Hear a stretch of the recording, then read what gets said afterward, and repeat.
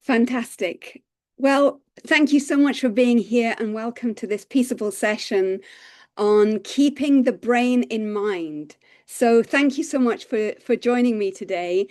Our aim is to go beyond conflict, and I'm sharing tools from a mediator's toolkit, and that mediator is me. So here's a little bit of background on me. I've been a mediator for nearly 10 years. So my real passion is to share some of the things that I've learned, particularly the things I've learned that have been applicable to me.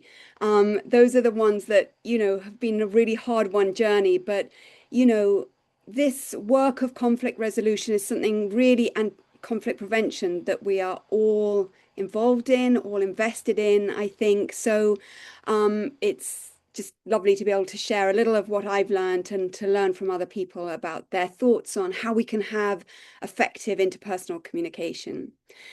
So when we do have interpersonal disagreements, conflict, difficulties, it can bring up really strong feelings. And in fact, what I invite you to do, those of you who are here on the live call, is to just put in the chat box the feelings that you associate with conflict, disagreements, or interpersonal difficulties. So if I were to say to you, a friend of yours has said something difficult about you, or your manager has something challenging to say, or someone's upset with you, or anything in that arena, how does it make you feel emotionally and physically? So let's just see what comes up for anyone here. So thank you. Yeah, fear, anxiety, dread, confusion, heart palpitations. Absolutely. This can be a really physiological reaction that we have.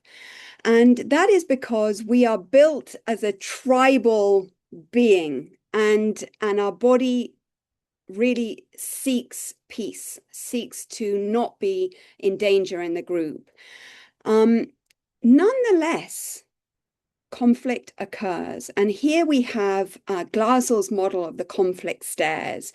And he showed that, conflict starts as tension or debate or avoidance. But despite the fact that we do not enjoy being in conflict, we can move into alliance and attack, loss of face, threats.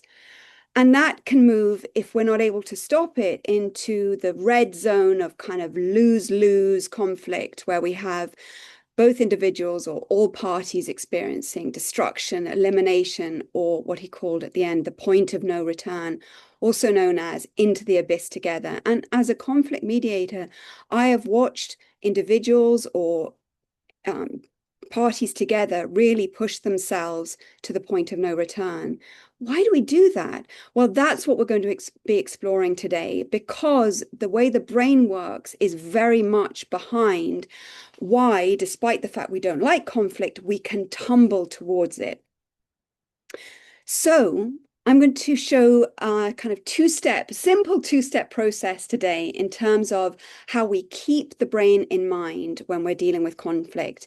And this is the second part of a 5-part series of ideas that I've worked out. And our first step is about understanding what your brain is responding to when we're feeling conflict arising, or we're feeling that emotional reaction, that activation, that strong emotional response in respect to someone else, is simply to ask ourselves, what is my brain perceiving as threat here? And you can see the image I've got here as a saber-toothed tiger. And that is because, as I'll show you in a second, our brain is absolutely designed to protect us from these big threats that were common to us in prehistoric times, the saber-toothed tiger being the classic one, or the mammoth on the horizon. And we'll talk more about how the brain, the neuropsychology works. But first of all, let's ask ourselves, if we are not facing saber-toothed tigers on a daily basis, and perhaps you put in the chat box, what are some of the things that our brain might perceive as threat in this modern era? It might be in the workplace or in our relationships. What are the sorts of things that our brain treats as a threat? So I'll give you a moment to have a think about that, or to put something in the chat box.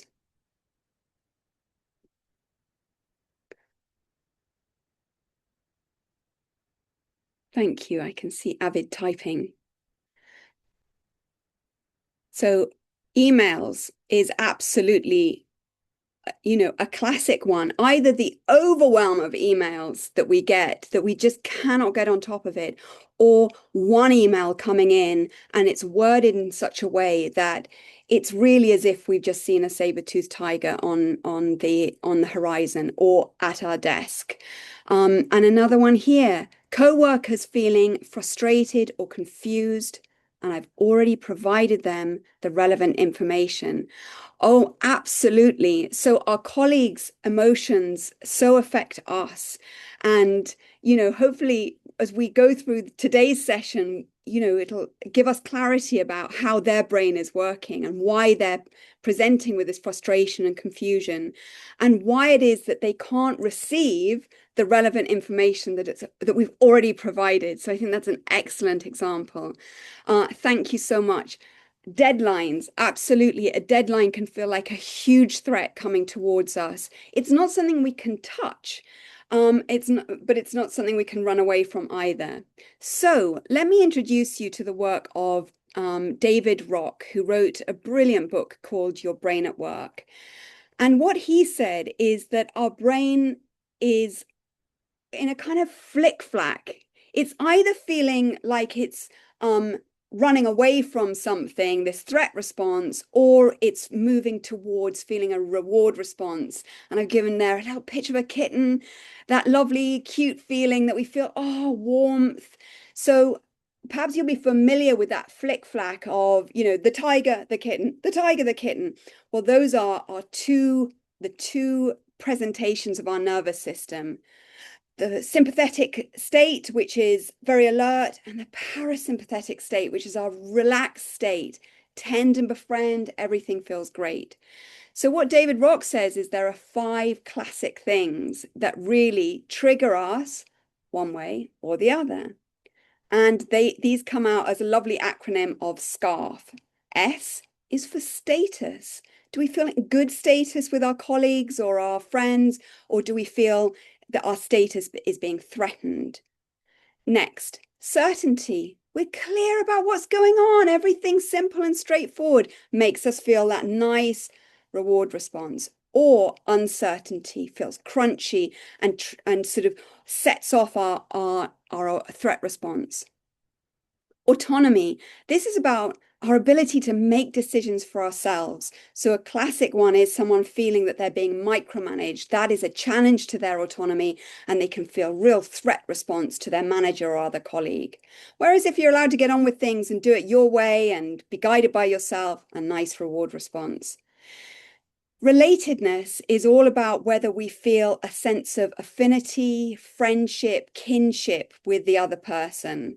If we feel that there's something disconnected, it can make us feel very prickly, very on our guard.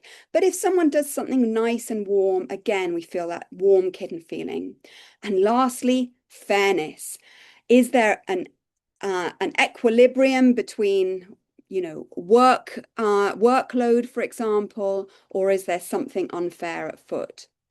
So let's have a look at the sort of things that we might hear that trigger either the reward response or the threat response. So I'll pick out a couple here. These are in the workplace, and if you're watching this on video, you can freeze it and look all the way through. But let's just take status. I want you to, if you feel comfortable, to close your eyes and just feel physiologically in your body as I speak how you feel. When I say, hey, you handled that meeting really well. Your judgment on the client issue made a big difference. Okay, so just clock that. And now I want you, looking after yourself, to do the same. Hey, yeah, thanks. I'll take this over. It needs a more senior perspective. So what you might have noticed in the second statement is this kind of clench. Let's do it again with one more, which is certainty. So how do you feel when I say, so hey, the plan is that we'll review options this week and we'll make a decision together on Friday. Okay, how does your nervous system respond? Compared to this one, if I were to say to you, look, we'll just see how things go. It might all change depending on what leadership decides. So in the chat box, feel free to, well, open your eyes now and feel free to just describe to me, a word or two about the difference that you experience between those reward trigger statements and the threat trigger statements. What did you feel in your body, for example, when you heard the threat trigger? What was the change? What was the sensation? What was the reaction for you if there was one?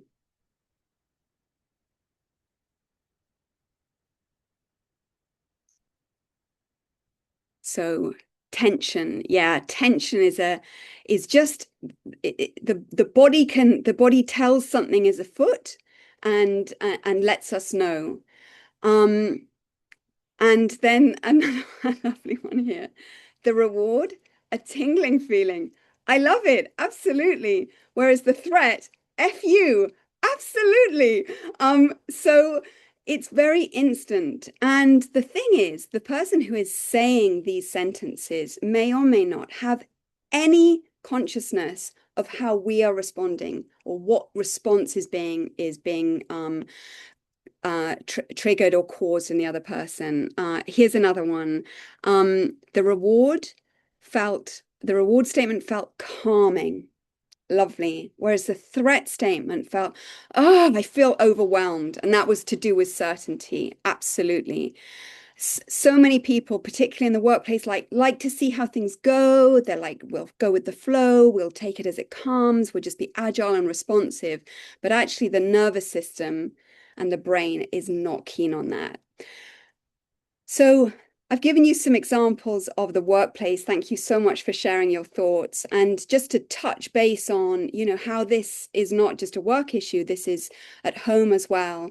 Let's have a look at autonomy. This table is scarf in the home. So an autonomy statement.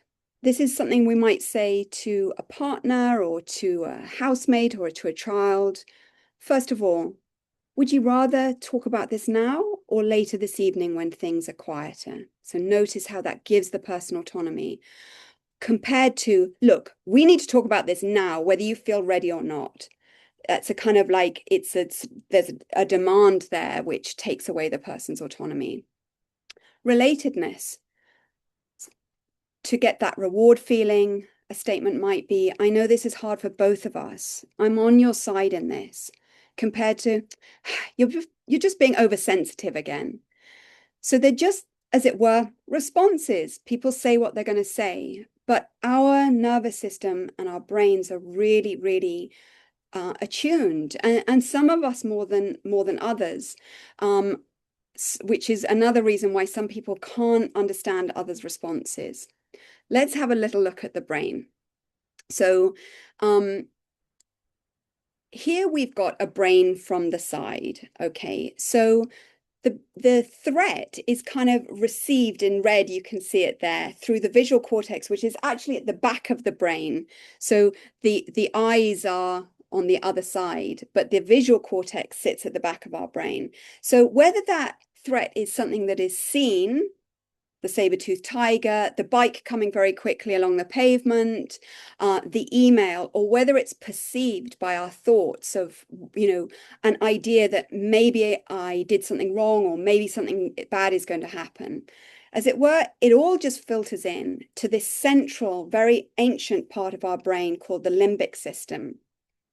And in that central part of the brain, the limbic system, is this amazing thing called the amygdala. And the amygdala is like this red hot button that just, it's so fast in its response that research has shown that it can respond before we see the threat or before we think of the threat. And what it does is it triggers alert And that triggers a whole load of behavioral and physiological responses. And I don't know if any of you know what brain chemicals are associated with this state. Feel free to put that in the chat box if you know. Yes, absolutely spot on. So adrenaline is absolutely one that kind of the amygdala kicks off for us. And the adrenaline is to make us be able to move very fast. And then that is followed up by cortisol. That's the other stress response. So we get this shot of adrenaline followed up by cortisol. And you'll have felt that sensation of cortisol. It's bubbling, it's fizzing in the body. So they're very effective in that, you know, if a bike comes along when we're crossing the road or a car, we can jump out of the way very, very quickly. But what if it's not a car or a bike coming along, it's something that someone has said? Well, suddenly we're in this state of amygdala trigger, and sometimes it's known as amygdala hijack, because we can get really kind of so sped up by our amygdala that we lose control over our reactions. So I wonder if anyone knows the term that we sometimes give to the brain's reaction to threat. So have a go. If anyone knows, I'll give you a sec. Just going to plug my computer in. So absolutely, fight or flight. Fight or flight is the common phrase. And actually, there are 4 of these Fs that go along with this brain response. So we've got fight, and that's the person who said F you. That's that boof, I'm going to punch you in the nose response. Flight is I'm going to run away from the danger. If you see a saber-toothed tiger, choosing between fight or flight, I would recommend flight. But we can't always, you know, punch the computer if an email comes in or leg it away from our computer. Now, the third one we've got here is freeze. And this is when we, as it were, become immobilized. And this can happen over time, that we feel less and less empowered to take action. Fight or flight says, let's take action. But if this is something that has been going on for a long time, we may start to become just less empowered to move forward.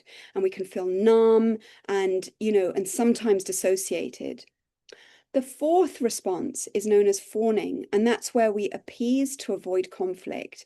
And this, like really any of these, can be a trauma response as well. This is about staying safe. So we kind of act nice, we over apologize, we don't say no, and we neglect our own needs. All of this is about finding ways to deal with the brain's very sharp warning that we're in danger. Now, there's a double bind that happens in our modern age with this situation. And that is that while our brains are wired to react to threat, that threat response actually, ironically, reduces our ability to resolve the root cause of our conflict in this modern world. Different if it's some wild animal. But when the amygdala button goes off, a message, a fear message, goes to our prefrontal cortex. And what it says is, hi, modern day, ever so clever prefrontal cortex, we've got a crisis on at the moment. We need all our resources for punching this person's nose or running away from the situation. So you can just take a break and we're going to put you offline for a little while.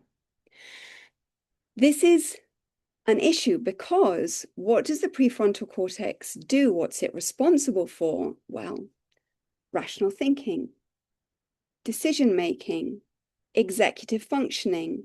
It even covers our kind of social mores, our kind of social ethics, the way that we navigate each other in a polite way so that we can all remain socially connected. Now, surely that is exactly the part of our brain that we need to deal with these complex modern day issues that we're facing in the workplace, in the home. We don't want to be locked into fight, flight, freeze, or fawn. We want to be able to calm our brain so that we can bring the prefrontal cortex online. So that brings us to step 2 of 2 steps. So Step two, how to get beneath our brain's reaction. And we do that by asking ourselves, what are my underlying feelings and unmet needs here? Now, I've given you a picture of an iceberg here. And what we know about icebergs is that you see a lot on the top, but that's really nothing compared to what's underneath. So often what we see in a conflict situation is anger. Either it's expressed anger or it's repressed, suppressed anger. But anger is often the kind of tip of the iceberg. So let's have a look at it. Anger comes along to protect us from the threat that we've perceived. Anger is, if all emotions are messengers, anger is watch my boundaries. You've overstepped my boundaries and I'm reasserting them. So that's what the other person might see or what we might feel. But actually underneath our anger, we've got these secondary emotions that might be that we feel worried, annoyed, hurt, frustrated, sad, offended, disappointed, all sorts. And I think what I'm kind of inviting here is that over time we get better and better at meeting our anger, thanking it for what it's bringing to us, that it is serving us, that it is seeking to protect us, and we become more curious about the underlying feelings, because that's how we get to know A, who we are, and B, what we need. So it helps to do this, to practice this, not necessarily in the moment of a really acute difficulty, but to do it as an ongoing exercise. I feel a little bit pissed off. I feel a little bit annoyed. Okay, that's my cue to ask myself, what are the secondary feelings? So just to link this to SCARF, this is leading us towards a quick diagnostic. So if we do have a strong emotional response, we want to ask ourselves, which SCARF domain just took a hit and which need is calling out for us underneath this feeling that we're feeling? Okay, so two parts. What's the SCARF domain? What part of me is feeling threatened? And now that I'm feeling this strong feeling, what is the underlying need? And I'll explain this now. So here we've got our table again, our SCARF domains. But this time, instead of the sort of triggers, we're just going to open up a little bit some of the feelings associated with that SCARF domain being hit. So if our SCARF domain is threatened, we might feel hurt. We might feel embarrassed. We might feel defensive. We might feel diminished. The range of our emotions is so wide, and we've got such nuance in our language to be able to find the exact part of it. Once we've kind of done that and really honored the fact that we've got certain feelings, that helps us understand the core unmet need in this moment. Is it that at this moment I need respect? Or is it that I need acknowledgement? Or is it that I need dignity? Or is it that I need appreciation? Now, what this is going to give us is the pathway towards another conversation with the person who has triggered our threat response in terms of status, that somewhere, maybe in that moment, but more likely on another occasion, we're going to start a conversation that brokers a greater level of respect for us, but mutual respect, or acknowledgement, or restores our dignity, or perhaps it's as simple as encouraging the other person to show what they appreciate in us. And in upcoming sessions, we'll look at exactly how to do that, how to find the words, how to express those needs in a way that is psychologically safe, and that it actually brokers a kind of negotiation with the other person. And this is really why I do the work that I do, because classically my response, I've got this terribly sensitive, rejection sensitive brain that sparks off with these SCARF domains. And my response was often freeze or fawn. But, I didn't feel earlier in my life that I could kind of like stand up for my needs. So this process of keeping the mind the brain and mind is the journey towards being able to advocate for our own needs in interpersonal relationships. So we've got more examples. I'll just jump down to relatedness. If we feel a knock to our relatedness, it might be that we feel lonely or hurt or disconnected or unsafe. They're very different feelings. And our core unmet needs might be connection, or they might be empathy or belonging, emotional safety. And we need to kind of allow ourselves to see those needs and own that we have those needs before starting to talk to someone else about them, because our needs remain ours to look after. We're not going to demand someone else meet our needs, but we are going to invite them to work with us in a way that makes us feel that we can connect more with them. So if you wanted to look into this more, there's a very beautiful book by Brené Brown called Atlas of the Heart. And what she does in this book is look at 87 human emotions and experiences and kind of maps them again, against places we go when we are feeling those feelings. So she says, the big one on the up at the top right, places we go when we search for connection. We want a feeling of belonging or fitting in or connection. We may feel disconnection, insecurity, invisibility, loneliness. So that's just a really great place to go if you're interested in learning this very complex landscape we have between our feelings and what might cause those feelings. So I guess my invitation is simply awareness in this particular session, because this is a practice that we develop over time. However, there are small things that we can do for our body to kind of hold space for ourselves while we're in these difficult processes. So just 5 self-soothing techniques that allow us to kind of like meet the nervous system where it's at.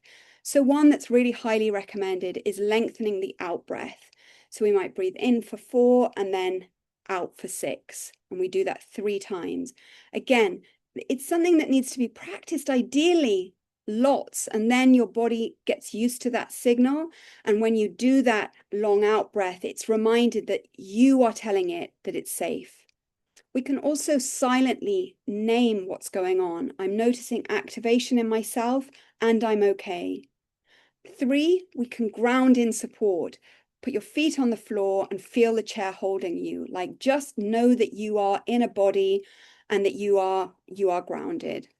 4, soften one place in the body. Let the jaw drop, or the shoulders, or the brow. Again, this is just signaling to our body that we're okay. And if we feel overwhelmed, then we might choose one micro choice. I choose to pause. I choose to pick up my drink and slowly slow my sip. Or I choose not to reply now, but instead to reply later. It's a real art that we're working on here. And essentially what we're doing is we're cultivating the art of self-compassion. We're walking around in these skin suits, which are populated by these absolutely wildly sensitive nervous systems, which are and brains which are wired towards connection. And it means that when we do connect with people, it can be exquisite, it can be ecstatic when we feel community, when we feel connected, that beautiful tingling that was mentioned, that calming, all kicks in. But when it's the other way, and there are so many things in our realm at the moment that are giving us a sense that all is not well, we can feel that very, very deeply. So I think it's a kind of radical act to learn this self-compassion and to practice it, and to allow the people who trigger us to be welcomed into our lives, because they are helping us to learn to regulate ourselves, to work really well with our brains, to hear our feelings, and to advocate for our unmet needs. So thank you so much for joining for this session. And I hope this has been useful. And if there's anyone with a question, we've got time for a quick question. I shall unshare my screen.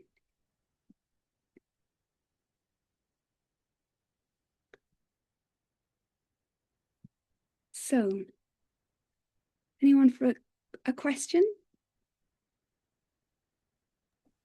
Sorry, I was looking to raise my hand, but I couldn't see where to do it. Ah, hi, Sarah. Hi. You. Yeah. Um, yeah, I was wondering, what if you're managing to regulate yourself in a situation, but the person that you're speaking to isn't? How do you best respond? Ah, well, I think that's where this self-compassion practice kind of takes its turbocharge.